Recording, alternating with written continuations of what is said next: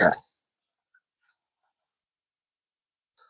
Well, good evening, everyone. My name is Charles with Collector Tactical, and this is going to be episode 7 of Tactical Tuesday Talks. Last week we weren't able to go live, and I did not pre-record a video. Got busy. So we're back at it again. We're rolling in this week with our episode 7 talking about medical equipment, medical training equipment, and things of that nature. So, next week, we're going to go into our regularly scheduled weekly T3 talks. I will post the topic next week. I think we're going to be on knives next week. So we're going to be talking everything knives as far as for fixed blades, folders, different types, different styles. We're going to have a special guest on next week to talk about that. So to get started with tonight's episode, medical. So equipment needed for that is really going to depend on a few things. So knowing the difference a little bit of first aid versus trauma. Let's just get this cleared up. I am not a medical expert. My wife is a nurse, but that doesn't make me an expert, and she's not on tonight, so I can't pick her brain as much as, or you guys can't pick her brain is what I mean. But I have had some medical training in the past. I had medical training in the Marine Corps as far as TCCC, which is Tactical Combat Casualty Care. It was a pretty intense medical training.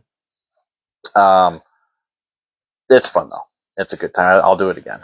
I have been AED trained, CPR trained, and a couple other small little medical trainings, nothing major. First thing I'm going to recommend is, before you even get into any of this, is to go out and get your medical training. So if you don't need it for your job or your work to have like CPR training or AED training, local gun clubs even do it. Fire departments will do it. Schools will do it. I'm not sure exactly where, but you can find some local places that do it. It's pretty affordable. Very good to be up on your CPR cert. I don't know if that's going to help you legally if you perform CPR. That's a good Samaritan law if someone needs it. If you were CPR certified, if that's supposed to help you. I don't know all of that. I know that some of the equipment we're going to talk about tonight may have some legal ramifications if you use it on a patient without being medically trained. So be mindful of that. Having medical gear and equipment is great. Knowing how to properly use it and when to properly use it is very, very important, especially when you're dealing with somebody's life. If it's an easy, quick boo-boo, throw a Band-Aid on it, throw some dirt on it, tell them, suck it up. If it's serious, you make sure you want to know what you're doing. I've had a couple incidences at some race events where I was the only one. There was one other person that had a trauma kit, but he was like, I don't know how to use anything in it. So luckily she wasn't, the patient wasn't injured too badly, but she got ran over by a car. Surprisingly, didn't get hurt that bad. Anyway, to continue on, first aid versus trauma. First aid is just as you would think, it's first aid. Big thing to keep in mind with first aid is it's typically boo-boos, scratches, cuts, bruises, things like that. I kind of got a headache. Nothing too big. Trauma, however, that's going to be major bleeding, broken bones, major concussions, things like that, like major medical issues. You're going to most likely going to need to have some type of urgent care hospital involved. First aid, not so much. It could be even like a bee sting or something like that, something small. So separating your kits between trauma and first aid. I do that. I have a first aid kit. This is a first aid kit. Typical, everybody's probably seen one. Its contents are Band-Aids, tape, some ibuprofen maybe. This one's the one I keep in my truck. So I've got this one set up for kids. So I've got little squeeze tubes good for cleaning out wounds and other things like that. Some other big bandages. I do have some larger bandages here just in case, with tape, Band-Aids, boo-boo stuff. And that's usually what I keep in my first aid kits. I get them off the shelf at Meijer, CVS, anything like that, and I just restock this with those. And I keep that in my truck. I have smaller kits that are in my bags and packs that I keep with me. And then I also have smaller ones that I'll stash throughout the car as well, because you can never have enough medical kits, right? The trauma kit that I keep in my truck is this guy.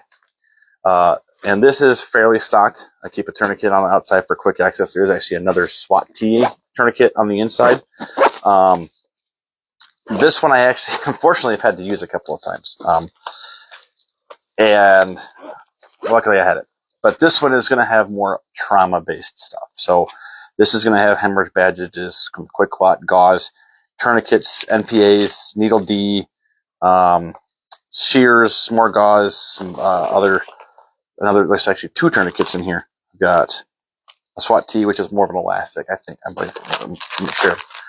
So this little guy, this isn't a SWAT T. This is some Chinese-made hook and loop tourniquet. Still works. There's a SWAT T in here somewhere, which is more of an elastic band one. Works good as well. But I keep this. This is my trauma bag for trauma, for GSWs, for major bleeding. So some of the training, real quick, we'll go over really quick, is like March. March is one of the things you're going to learn in a lot of these medical things. And that's the terminology you break down to assess what you're going to look for and what you're going to apply.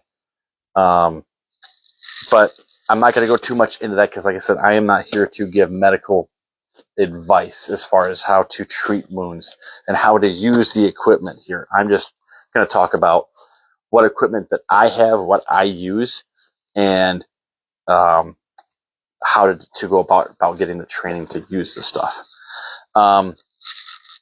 So what do you put in? We already started going into what do you put into trauma kits? What do you put in first aid kits? So obviously first aid kits is going to be your boo-boos, band-aids, things like that. There's a big extensive thing with trauma kits. So just keep them kind of separate-ish. You don't have to. You can combine them. But the more extensive your trauma kit gets, like I'll show you, this is my family trauma first aid kit. This is just a medical one because this has actually got both. I just got this from Cabela's. Nice high-vis duffel bag so I can see it. Right off the top is gloves for being sterile. If I don't want to have someone else's blood on me and I've got cut up hands or whatever, this is mainly just to keep me safe from, especially if they're strangers, right? You don't know what's going on. I've got electrical tape, flashlight. There's Sharpies in here. I've got the side that has my tourniquets marked with a TQ so that I know quickly where I can get my tourniquets. Open this thing up. I've got a off-the-shelf first aid kit. That's the extent of my first aid kit, and this kit is one of those. Then we go into H bandages. This is another. This is just another hemorrhage bandage. I've got a big cinch bandage. I've got burn blankets. We've got chest seals. This is a single. I do have other ones that are double packs. I've got more NPAs. Really fun. You get a couple NPAs to train with your friends to use them. It's fun. I've got a blood pressure cuff in here. My wife did teach me how to take blood pressures. I am not that good at it. I'm okay at it. Is it necessary? No. Is it a good skill to have? Yeah. All right, going into, I got some triangle bandages, some more burn bandages, some more of these guys. I got hand warmers, fingernail clippers, like toiletries and stuff, because you never know if you need to clip anything away or clean something up. I don't have any shears in this bag because I pulled them out to make a sheath for them, but I do have them. I need to put them back in. Let's see, what else we got here? Pills, ace bandages. I do have a knife in here. Some other bandages, ace bandages, gauze, medical tape, things like that. We'll keep going. What else do I got in here? Pens, and then other ointments and creams and things. So, but just to kind of give you an idea of what I put in mine, and this is not all extensive, and this is basically what I have in here as well, is I only have gear that I'm comfortable and trained with to use. So you can go ahead and get a whole bunch of crazy things. One of them I mentioned was the needle D. I have had some training on the needle D, and I have been told by a few EMTs that you need to be very careful when administering a needle D and knowing, make sure that you're using that for a collapsed lung and making sure that using that won't cause a collapsed lung. So be very mindful of the tools and equipment that you're using to save life can potentially do the opposite if you're not doing it correctly, if you don't have the proper training. He said, I don't feel 100% comfortable with the Needle D. I know how to use it. I've been extensively trained on how to. I have one just in case. But keep that in mind. Another thing that I keep in the car and at home is, we found this. It's kind of like the Life Vac, I think is what it's called. But this is a home kit. It's called, this is Life Vac. I did get the good one. They have cheaper ones on Amazon, and my brother-in-law tried it out, and he said they don't have the same selection as this. This thing will literally, we tried it out. This will suck the lung air. Sorry, this will suck the lungs out of your body. No kidding. This thing's got suction. If you're choking, this is going to do the trick. I have 3 of these now. 1 in every vehicle and 1 in the house. 100% recommend this for choking. One of the scariest things as a parent is thinking about your kid choking and not knowing what to do. I tell you what, grab this. It's got an adult face shield and a child face shield. This is a great thing to have in your medical kit. They're expensive. They're like $80, but man, they're worth it. Totally get some of those. So keep them stored in your house. Medical kits in your house, in your vehicles, and then on your body as well. There's certain things, I know we've talked about it before, is the ETQ, which is the Everyday Tourniquet from Snakestaff Systems, which is 33% smaller than your full-size tourniquets. It does the same job as this guy, but I can fit this into like a single mag carrier. I can just stuff it in my pocket, fanny pack. Very, very transportable, very compact, and very effective. Let's see. We'll go over my notes here about how many, like I said, how many trauma kits, medical kits should you have? It's up to you how many people are in your family. Make sure you have enough equipment in those medical kits to not have to replenish it every time you use it. Make sure you have enough to treat your whole family, maybe 3 times over or more, however, whatever standard you want to set. And then keep them somewhere accessible. So that way when you do need it, you're not running around looking for it. When I was still building the shop, I had an accident in here, and I didn't know where my trauma kit was. I had to go out to my truck to get it. And I needed to have it in here. So now I've got one staged next to my fire extinguisher in the shop that I can just rip off the wall and grab and use, in case I cut myself on a bandsaw or, shoot myself with a nail gun or whatever it was I did last time. It was, that I was bleeding a lot. Make sure it's accessible. And that everybody in the house knows where it's at. Make sure you communicate, hey, I put a trauma kit here, I put a medical kit here, this is where the Life Vac is, this is where this is. Make sure everybody in your household knows where the medical gear is. So yeah, training, big thing. And we'll go on training again. AED training, CPR training. There's companies like Dark Angel. I believe they kind of are a national company. They kind of go everywhere and do training, and keep those things updated and current. It's good to have, again, training. Carrying your concealed carry and medical gear. Now, I'm not going to speak onto the legal portion of this because, again, I don't know. I am not an attorney. I'm not a lawyer. I'm not going to speak on it. The armed attorneys, they have a good couple videos on this topic in particular. I would take their opinions and recommendations and guidelines on this matter. The gist of it was basically thinking about, if I'm carrying around a trauma kit, I'm a gunshot wound hole plug kit, and I also carry a hole punch, I'm preemptively expecting to plug a hole. Doesn't make sense to the normal thinking person, but to a prosecuting attorney, that's just like, damn, they're just going to hit you with that. They're going to go and hit you for every stupid little thing. So be mindful of little things like that. Like carrying a trauma kit, you would think is good, right? Saving lives. They're going to say, well, you were expecting to put a hole into somebody, and then you're going to patch them up afterwards. So anyway, just look into the legalities of things like that. I would say I'm going to veer on the side of caution, and I'm always going to carry a trauma kit on me if I carry a hole punch. So if I have that hole punch on me, I'm going to be able to save a life if I need to. Because it might not have been you that punched the hole. So moving on, we'll go Medevac plan for the family. Before I get too far, sorry. Let's talk about your battle belt setup, your kit setup for medical. So this is one of them. This is a small, the back. This is I think it's the SOBP from AR500. And this is a sled style. So you just would reach back, take this, hook it out, pull it out, and there you go. I do have a hard shell tourniquet carrier that is tucked in behind.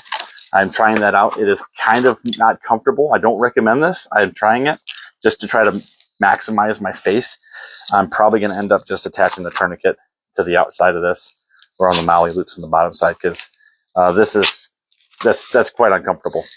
I don't recommend it. But in here, it's a very simple, compact. This is just a stop the bleed kit. So I got shears. I have a chest seal. This is a 2-pack chest seal. I do have an MPA in here, a gauze, and a needle D, and I think I have one more Israeli. I think I have an Israeli. Nope, just the H bandage. I did have an Israeli bandage in here before, but that's my small of the back medical kit. They have other ones that are vertical, and they have larger ones. Depending on what you're doing, what your mission is, or what your role is in the team. If you are the guy with the medical training and the expertise, you're the one that's going to patch somebody up. Your medical kit is going to look different. Mine is very minimal. Mine is just for one person, enough to stop the bleeding, enough for professional medical care. All right, so medevac plan. Very important to know. Where are you going to go? Where's your primary, your secondary, and your tertiary? You should always have at least 3 options. Either one's packed, one's closed, or roads closed, conditions you can't get there. Whatever the case may be, just make sure you always have at least 2 to 3 options. It could also be level of care. So there's different levels of hospitals. If you didn't know, there's certain ones that can only provide certain levels of care in their trauma centers. So depending on where you're located, you need to know which ones have that care available or which ones can get you to them. So the one that's close by me, it's about 25, 30 minutes away. Once I get there, they can only provide a certain level of care, but they will they do have a helipad to provide airlift to a larger hospital that's an hour away that will take care of it. Some smaller hospitals might not be able to facilitate the transport of you to that other hospital. I don't know. Urgent cares and other things like that. Keep in mind about where you're going to get that medical care and how you're going to get there. Who's going to take who? How fast? Just have all your routes planned to get your medical care. Because it can happen on a split second, and you're not going to be thinking straight, especially if it's your kids. If you've got to take a kid, you're blacked out. I've ran through this scenario in my head numerous times of having to take my kids to a trauma care center, and that's just heart wrenching. So, but you don't want to get there too fast because you don't also want to get into an accident and create more people in the family that need care. On the go, keep in mind, do the same. I do the same thing when I go to like a hotel and I'm traveling. I look at where the nearest hospitals and urgent cares and ERs are. So that way, if there's an accident while I'm not at home, I know where to go, how to get there, and I'm very fairly familiar with it. Your best bet is to call 911, of course. There's depending on where you're at, kind of out in the sticks a little bit. I might have a better chance going into town and calling 911 and meeting them. By the time they get here, I could probably save myself some time. Where my sister's at, she's closer to the hospital than if she had called 911. She would have gotten to the hospital and home before they actually got to her house. That's kind of how that is. And we actually put that to the test not too long ago, but nothing serious. So know where your evac plan is for medical care and where to go, where you're going to go. And then again, what level of care does that facility provide?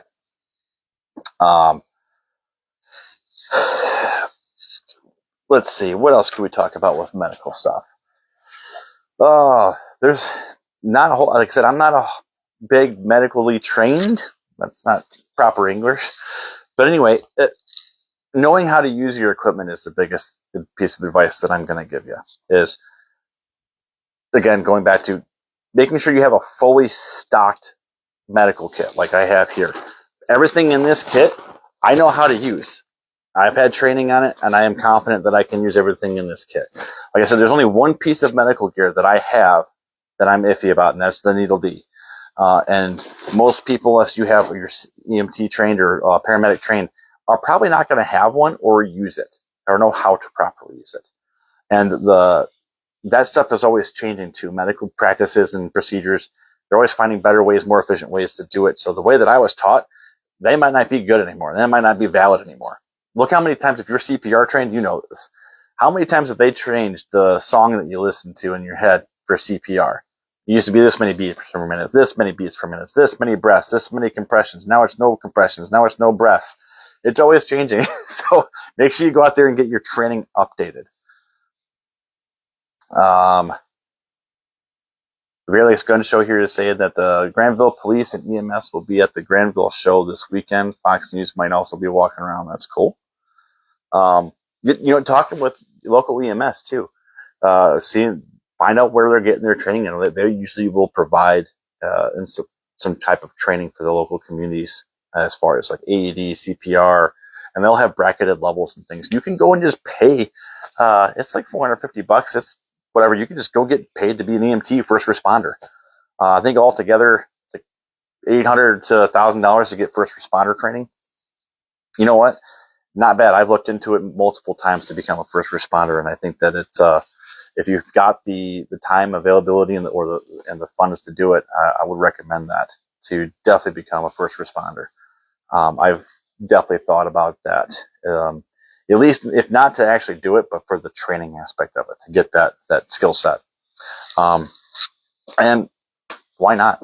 I mean, if you're able to, and you're able to be on call to help out with whatever it may be, be a helpful tool in your community. All right, tourniquets. We'll go over that real quick because that's always, everybody loves tourniquets, and I try to sell a lot of tourniquets and carriers. Tourniquets are really cheap and easy to get on Amazon. Be leery of those because the windlass, what I mean is, these have a little hard backer in here. And that's what you're supposed to put it up against the inside on the artery to help put pressure on to stop the bleed. And then, so I've seen that the cheap ones, these will crack and break. And I've actually heard stories of them breaking and causing more damage than they are actually helping. Windlass, I've actually had a couple cheap ones that I cranked down on them and they broke off. Then tourniquet's trash, no good. Make sure you note which ones that you're using for training.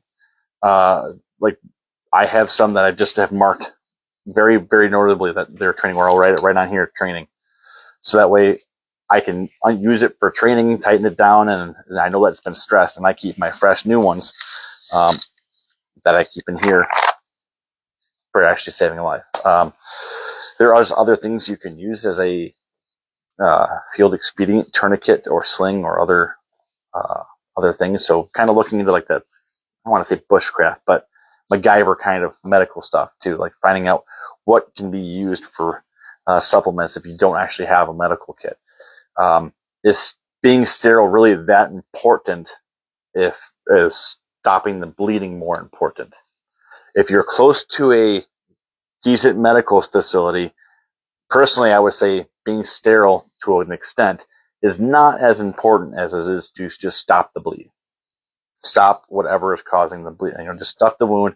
If it's a dirty shirt, whatever. Don't purposely put mud, dirt, and other fluids into the wound. But if all you have is a dirty pair of jeans, stuff it and put pressure on it and get them to the medical facility. If you're out in the woods and you break, a bone and bones sticking through, and you really don't, you might want to be a little more cautious about sterile because you don't know how long it's going to be before you actually get medical care that you need. I'm going to go walking around in circles here because I got nothing else for you guys when it comes to medical. If anybody else in the chat's got anything pertaining to any medical advice as far as how to carry it, where to carry it, what to carry, what to use, how to use, where to get training. feel free to just put that down in the comments. Like I always say, just keep, let me know what you think. And with that, next week, again, hold on here. Yeah, this is also, someone said too that you can use this. I've actually used my own hoodie as a sling. Yours, if you didn't know, most of the blouses in the military, they are designed, not probably intentionally, but they have a built-in sling. We would always take your cuffs off your collar and hook it up to your button on your collar, and boom, you got yourself a sling. If you're wearing a collared shirt, if you're wearing a collared shirt, chances are you've got yourself a built-in sling. That's another thing. Splints. One of the things I didn't have yet, because I don't know what happened to it, but SAAMI splints or other types of splints. They're a little flexible, moldable splint. Very compact, easy to throw in your medical kit. I highly recommend that. Sorry, I don't have one here because I don't know why I haven't put one in. I don't even know where mine went. It might be in the house. But splits are a great thing to have in there. You can get those, I think, called SAAME splints, SAAME-E splint. I think that's a great piece of gear to have. But just go out, get the training on medical equipment, gear, and how to properly use it and implement it. So, and we'll stay safe out there. Remember, next week is going to be knives on T3, same time. It should be at 9 p.m. If not, we're going to pre-record that episode and post it, and I will post more information about that and our special guest on knives. So, everyone, stay safe, carry with confidence, and you'll have a good night.